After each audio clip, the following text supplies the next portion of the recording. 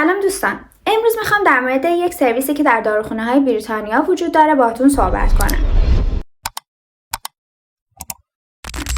ببینید در حالت نرمال به این صورت هست که وقتی نسخه در جی پی سرجری چاپ میشه ما به عنوان مریض نسخه‌مون رو از رسپشن دریافت میکنیم، به داروخونه میبریم، بهشون میگیم یه صبر میکنیم که نسخه آماده بشه، یا یک ساعت بعد، 2 روز بعد، 3 روز بعد برمیگردیم که داروهامون رو دریافت کنیم. اما سرویسی که اینجا میتونه خیلی کمک کننده باشه که شما کمتر در رفت آمد باشید این هستش که از جی پی سرجریتون میتونید درخواست کنید که خودشون مستقیما نسخه رو به داروخونه بفرستن. به چه صورت؟ ببینید در قسمت بالا سمت راست همونطور که توی نسخه میبینید یه سری حروف نوشته شده. این حروف اینیشیالز یا همون حروف اول داروخونه هستش که شما از ریسپشن درخواست میکنید که نسختون به اونجا فرستاده بشه. گاهی وقتا حتی چیزی نوشته نشده یا نوشته شده کالکت، یعنی اینکه مریض خودش میره ریسپشن و نسخه‌شو دریافت میکنه. حالا شما از جی پی سرجریتون درخواست میکنید که نسخه ها فرستاده بشه به داروخونه X. خیلی وقتا خود داروخونه درایور داره نسخه هاتون رو از سرجری مختلف جمع میکنه و میبره داروخونه، یا خیلی وقتا خود سرجری نسخه ها رو میفرسته. بسته به سرویسی هستش که داروخونه ها و سرجری ها دارن. بعد از اینکه